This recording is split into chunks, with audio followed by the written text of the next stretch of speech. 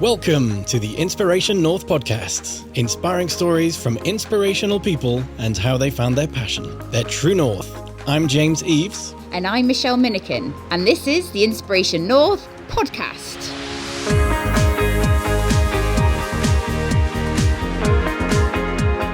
In this episode, we have in the studio with us Dee Coxon.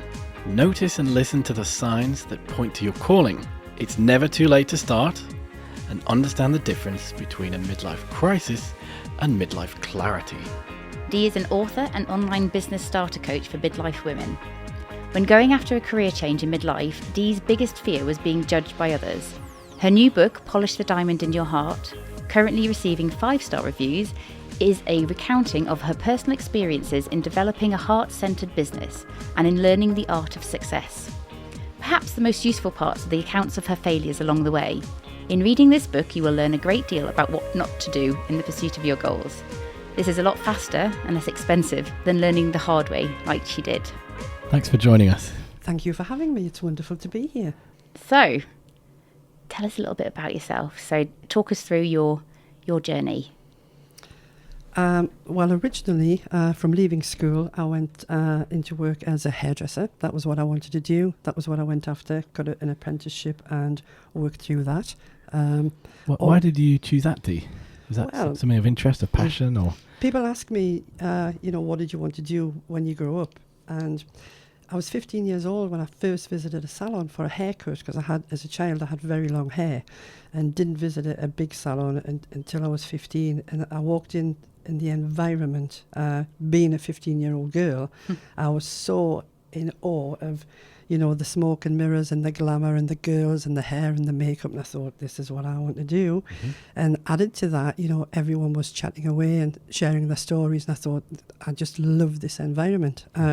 Much to my father's disappointment, because he sort of went to hairdresser. But, it just felt like it was something good for me to do. So that's what I pursued. That's what I went after. And it served me really well, because apart from the obvious positives from that, it's turned out to be the perfect environment to learn my craft in as much as what I do now, because that's where I learned about women.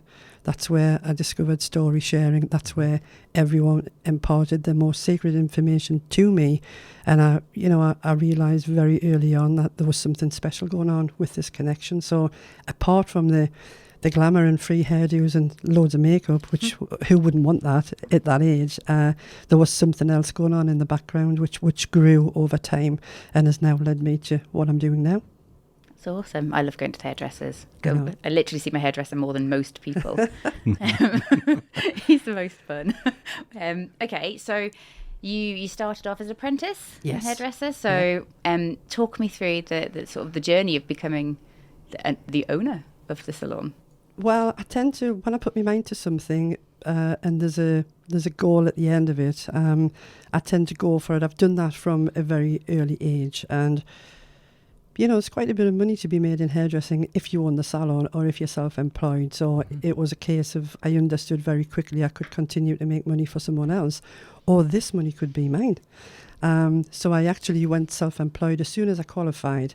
Didn't have enough money for a salon then, so I just went mobile, which was terrific, because even at that early age I had the flexibility, to do what I wanted. But I'd done so much of that I actually got knocked down because I was so busy going from one client to another and had to rethink the situation, and then eventually went on to buy a salon of my own. Massive pride in having that. And then I'm a creative, and like most creatives, I'm a control freak. So having control of the environment was good for me. And again, all of these wonderful women who I came across, it sort of felt like they were mine then, because they were in my environment, the environment I'd provided. And I built wonderful relationships, long-term relationships with lots of these people. And you'll know there's always a standing joke people say about hairdressers, which is, have you had your holiday yet? Yes. Which drives me mad, because the flip side of that is, yeah, we do ask if you've had your holiday yet, because we already know that, you've been to a christening and you've been to a wedding and you fell out with your fella, whatever. The question of the holiday just comes in the middle of the year, because we've been seeing you all year anyway. So that question does come up, but there are lots of other questions as well. But they're great conversation starters, though, aren't they? I mean, it's a real skill. Yes. Getting someone to talk.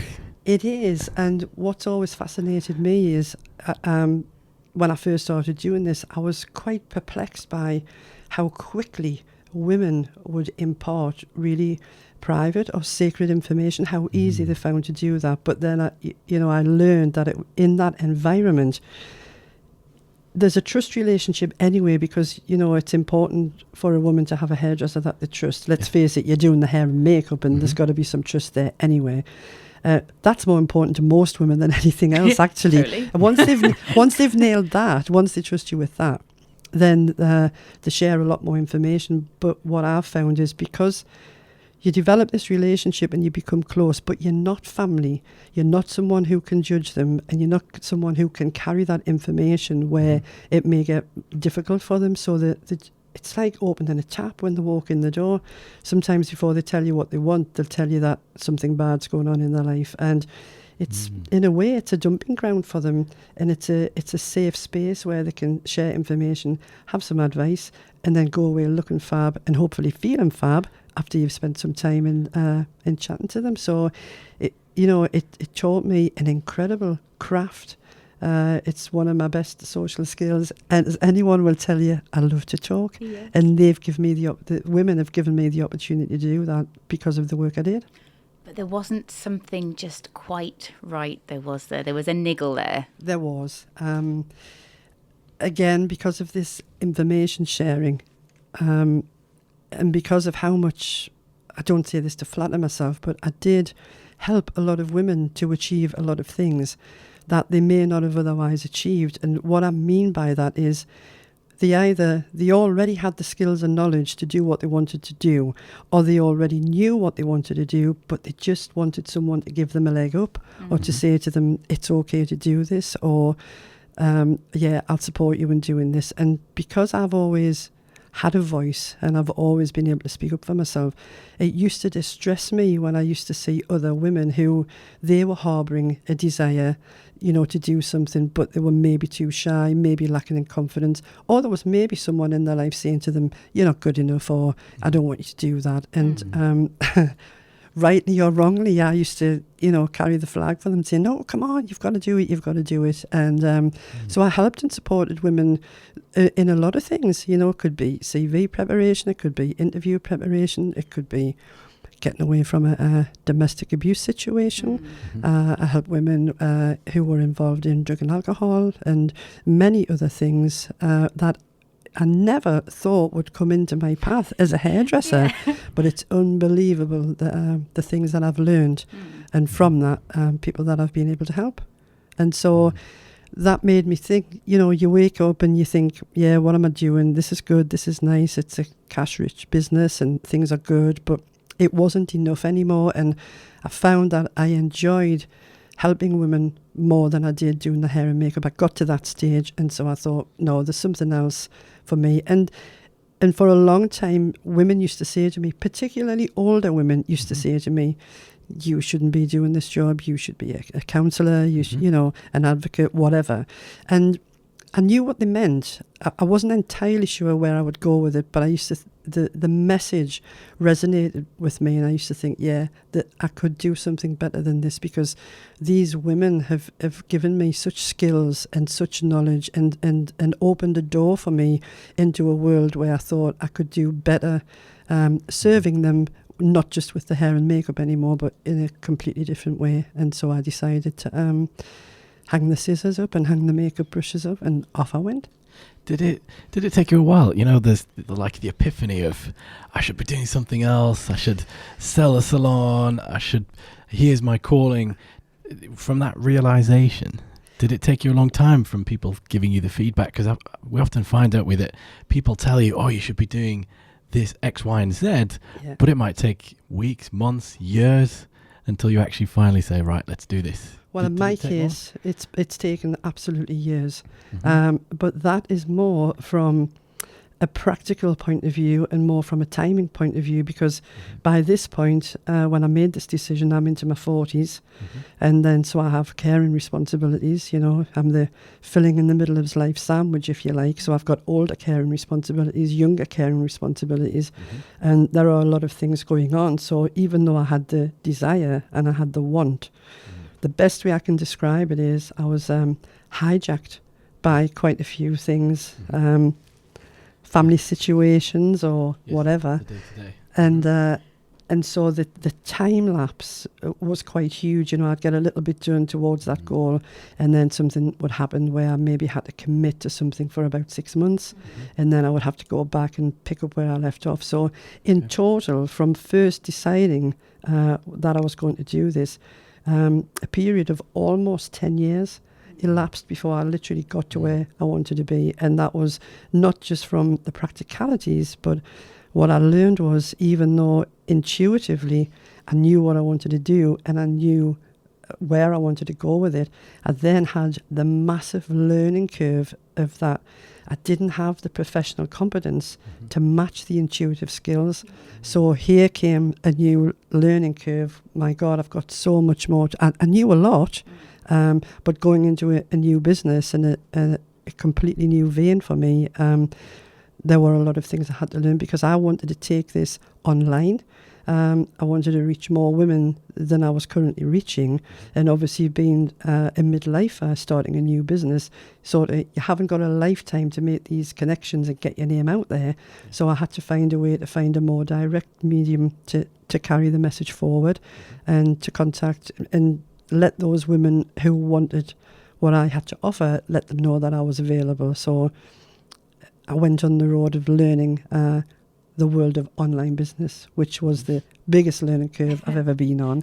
And so that was, it took a long time to get there, but I never gave up. And I think what I would say about that is, I recently, some work I was doing with my coach, and she said, send an email out to 10 people you know and ask them what one word describes you best from those people who know you. And every single one came back and said tenacious. It either said tenacious or tenacity.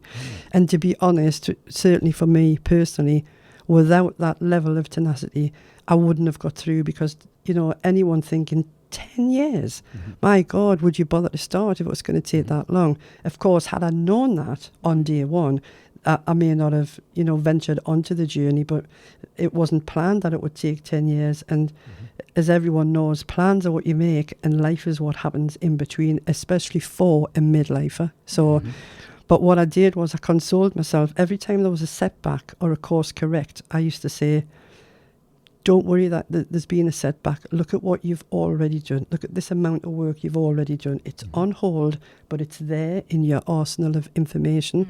You've already acquired that. You've already learned that. So let's go back into it and take next steps. And so it was, I had to plod for a long time, and I had to be brave, because some days you felt like, oh God, is it really worth it? But it was, because the messaging was always there with me to keep going, keep going, keep going. And so I did. That's fabulous. That's fabulous. So let's talk about the book. So what made you write it? Two things. Because I've come across so many women who have the skills and desires to do other things, but maybe not the confidence, or maybe they're waiting for someone to say to them, yeah, you can do this. I wanted them to know that it was doable, and just because you're a midlifer doesn't mean that you can't do these things. But What do you mean by midlifer? Okay, well, technically speaking, Am I going to be upset now? well, technically speaking, and not a lot of people like to hear this, but there was a time when people would think of midlife as of people in their 50s, but because we're all living longer now, technically between the age of 35 and 65 is a midlifer now. People throw their hands up in horror, or they'll say to me, oh, well, you don't teach my age group because I'm only 41 or whatever. And I'll say to them, newsflash, yeah, you do fit the time scale. So yeah, technically now it's 35 to 65. I've lost my thread now, Michelle, so you'll have to remind me where I was going with this. There were two reasons why you wrote the yes. book. So the first one was to give other women the opportunity to know very quickly, not in the 10 years it had taken me. I wanted them to have the condensed version of how to do it, and particularly how not to do it, and not to make the mistakes I made. But again, coming back to being hijacked by things in life, I had it before the book was written. I had a period of time that I can't say too much about, but I was pretty much, my hands were tied, and I call it lockdown, where I couldn't do what I wanted to do because I had some stuff going on in the background. So rather than waste that time, I thought, I know what I'll do. I'll write it all down. I may not be physically be able to get my message out there at the moment, but I'll do it via the book, so that I keep the message alive. People can still know that I exist, and other women have the opportunity to pick up the book and go, oh yeah, this is what you do, this is how you do it. And so again, I didn't want to waste another moment, so I spent the time and wrote the book. And that, I think, is sometimes it's the inspiration of when you see someone else you can relate to has actually gone out and done it, and then it's like, oh well, if Dee's done this, yeah, I can do the same, but I can learn from her experiences, her mistakes, and also there's a term I really liked that you've used. So I'm about a third way through the book. Right. I thought, I know it's targeted for women, but I'm finding as well that I can pick up lessons too. Excellent. And I love this term we often talk about a midlife crisis. I mean, I my friends often say to me, as soon as you buy a sports car, James, or as soon as you do this, it's a midlife crisis. Or you change a job dramatically and it's midlife crisis. Yeah. But I like the term you have, which is more midlife clarity. Yes. I think that's wonderful. It's such the oxymoron that I think you've talked about. And that's, how would you describe that then effectively? Well, again, in speaking from my experience and the women that I work with, and for myself as well, I couldn't, in my experience, class it as a midlife crisis, because everyone I've come across, including myself, they haven't woke up one day and made a decision on having a new career. Mm-hmm. But what they've done is they've woke up and they've decided what they're going to do about what they want the rest of their life to be with. But it's usually been something that's been yearned for, been longed for, been harboured for years and years. So it's not, they don't wake up one day and have this blue light come on and have an idea to have a new career. They tend to wake up or make a decision, today's the day I'm going to start moving this forward. But it's normally been there for a good while. And then because they get the niggle, which people refer to as the calling, you get repeat messages. And it's wise to look for the repeat messages, because the messages are there to remind you, A, you're either getting closer to your goal, or B, to come on and do something about this, because this niggle is just going to continue to revisit, because you're not fulfilling it. There's something there waiting for you. And there are no magic wands. It's not going to happen overnight, and it will take work. But again, I get back to the rightness of the message. When that keeps dragging you out of bed at 4 a.m. and hitting you over the head with a hammer, it's doing it for a reason. And it's about having, you have to be brave to do it. I don't advocate that you do what I do and sell your businesses or anything like that. Not that I regret doing that, but I wouldn't recommend that anyone did anything rash. It's good to have a plan, it's good to have support and advice, but it's doable. And yes, you have to come out your comfort zone, and sometimes it can be extremely uncomfortable until you get to this new place, especially if you have new skills to learn. But this is what I say to people repeatedly, and this was my lesson. If your skills don't match your dreams, then it's time to learn some new skills. And from that, what I mean is, again, to turn your business into a calling, you have to have the professional competence to match your intuitive skills. So it's about learning new skills. That's what scares most people, because they go, oh God, I'm 44. Do I really want to go back to school? Whatever. But I would encourage anyone, if that's what you need to do, the environment now for learning is so easy and so different, and can be adapted to whatever your environment is or whatever your learning style is. You don't have to go to university. You don't need a business degree. You need a working knowledge to move this forward. And that's what I provide for the women that I work with who want what I've got to offer. I think it was Steven Spielberg, the film director, what you talked about, the messages that keep coming. I think he describes it as dreams don't come to you like some big fanfare. It's like a little whisper in your ear that's repetitive.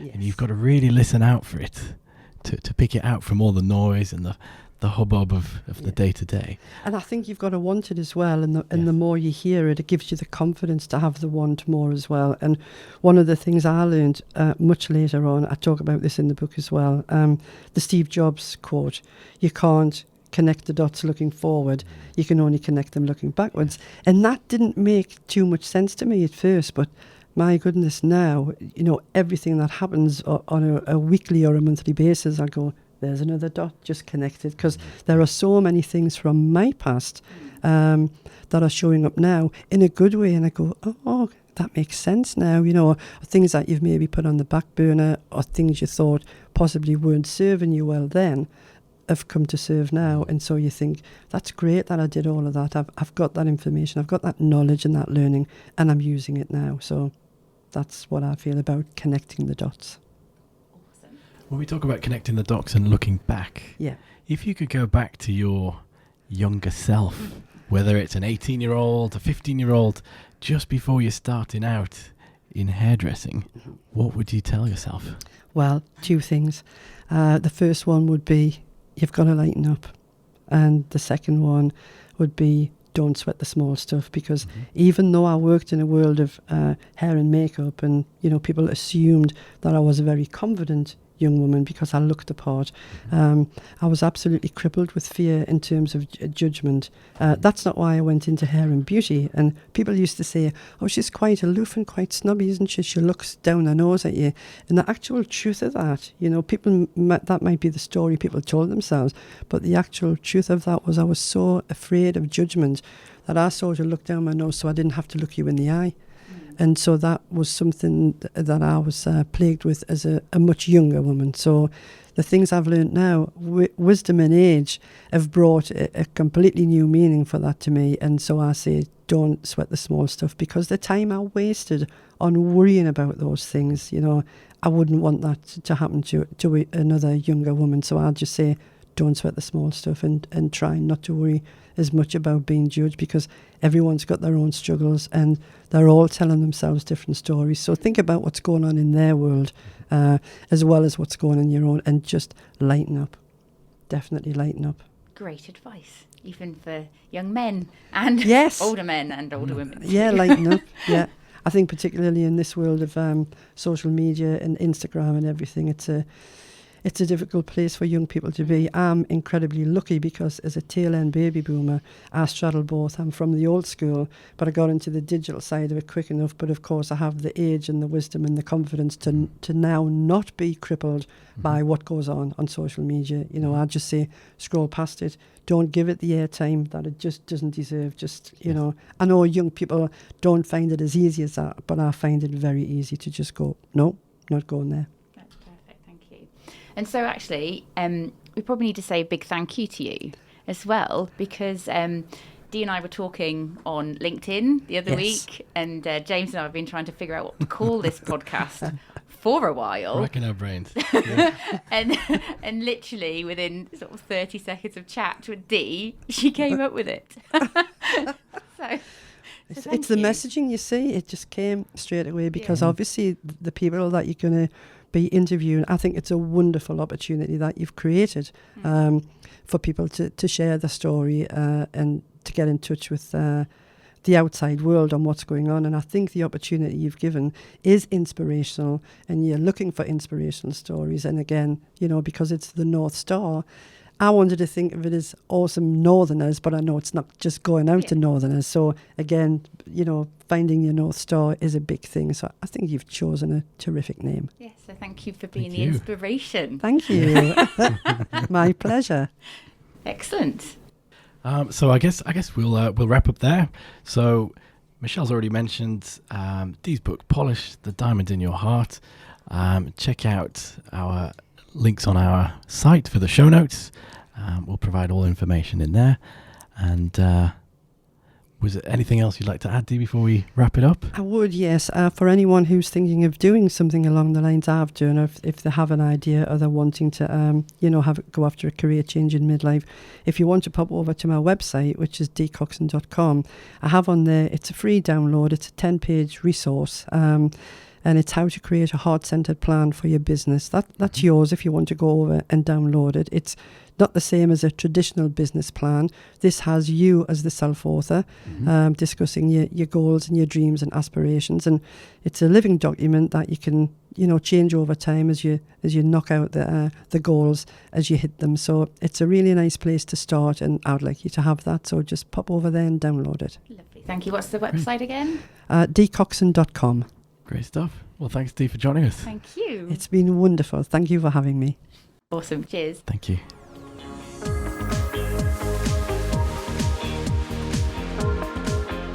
Thanks everyone for listening. Check out all the show notes at inspirationnorth.com. Join us again for the next episode when we'll be chatting to another inspirational person. If you like this, subscribe and tell your friends. If you didn't like this, subscribe anyway and tell everybody.